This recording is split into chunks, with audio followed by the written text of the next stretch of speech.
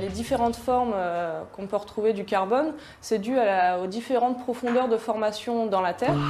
Plus on s'approche du centre de la Terre, plus la pression et la température sont fortes. À 200 km de profondeur, où la pression et la température sont très élevées, le carbone va se transformer en diamant. À des profondeurs moins importantes, on trouvera d'autres roches comme le graphite, qui se forment à 100 km de profondeur. Dans le diamant, les atomes de carbone forment un système cristallin cubique et compact. C'est ainsi que le diamant devient l'un des matériaux naturels les plus durs.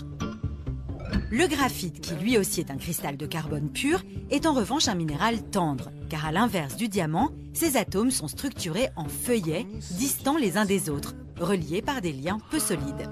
Mais alors, avons-nous des tonnes de diamants sous nos pieds, cachés dans le manteau de la Terre? Posons la question à un minéralogiste du Muséum national d'histoire naturelle, qui répertorie toutes les pierres qui existent sur Terre. Les diamants, ils sont là où ils se sont formés.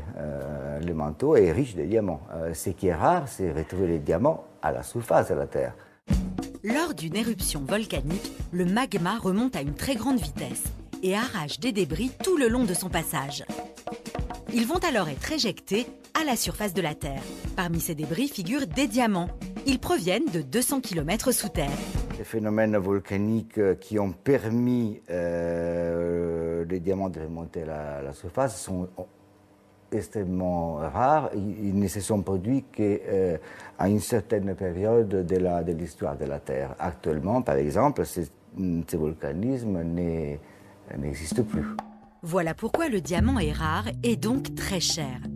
De quoi donner envie aux scientifiques de produire des diamants synthétiques. Il faut voyager jusqu'en Espagne, près de Séville, pour rencontrer les chercheurs qui ont réussi cet exploit. Cela peut paraître incroyable, mais derrière les portes de ce bâtiment d'apparence banale, des scientifiques espagnols transforment tous les jours des cheveux en diamants. Comment est-ce possible? Et ces diamants sont-ils vraiment identiques aux diamants naturels? Ils n'ont pas de différence. Il n'y a absolument aucune différence. Nous reproduisons les conditions de la nature. Depuis nos cheveux jusqu'à la naissance du diamant, suivons étape par étape cette incroyable transformation. Nous donnons à Christina, la chimiste de l'entreprise, des mèches de cheveux de la petite Jade. Entre 1 et 2 grammes suffisent pour la fabrication des diamants. Christina prend tout d'abord quelques mèches qu'elle place dans un petit récipient. On l'introduit dans le four. في أفضل من الطبيعة لتحصلي على شعر جميل وناعم كشعر الأطفال. ماما جارنيه استخلصت من الطبيعة شامبو ألترادو، الخلطة ثمينة من زيت الأفوكادو لتغذية عميقة وزبدة الشيا لنعومة مثالية. يصبح الشعر الجاف المجعد لامع ناعم وينبض بالحياة. جديد ألترادو مع زيت الأفوكادو وزبدة الشيا. ألترادو خلطات طبيعية ثمينة لشعر ناعم كشعر الأطفال. On monte la température et ainsi on parvient à extraire le carbone des cheveux. Les cheveux vont se carboniser comme du bois qui brûle dans la cheminée. Christina récupère les cheveux transformés en carbone qu'elle va broyer pour faire une poudre. Une fois cette poudre obtenue, elle est placée dans un moule en acier et pressée, de manière à obtenir un petit disque de carbone. Une fois le disque de carbone produit, il est placé dans un petit récipient appelé capsule de réaction.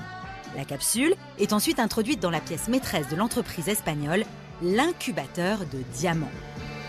Il va reproduire les conditions de température et de pression qui existent à 200 km sous nos pieds, dans les entrailles de la Terre.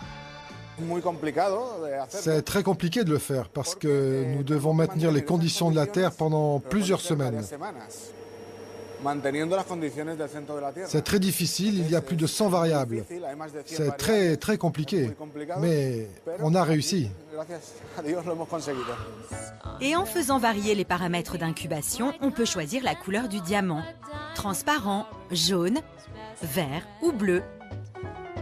Et après plusieurs jours, voire plusieurs semaines passées dans la machine, selon la taille et la couleur du diamant souhaité, on retire enfin la capsule de réaction. Le scientifique casse ensuite la capsule au marteau pour sortir le cœur où est caché le diamant. Il le place ensuite dans de l'acide pour le nettoyer de toutes les impuretés. Après cette opération, le diamant est enfin prêt à être examiné pour s'assurer qu'il n'ait aucun défaut. Reste l'ultime étape, celle du façonnage.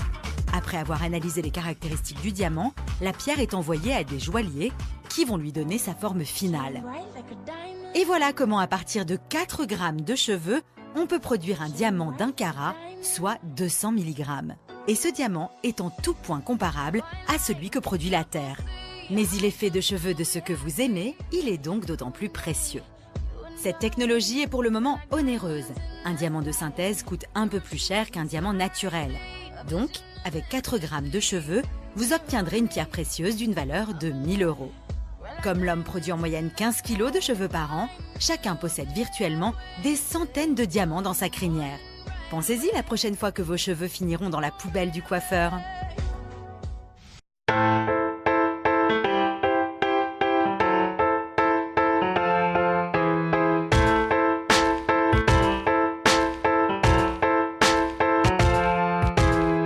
Today is bound to be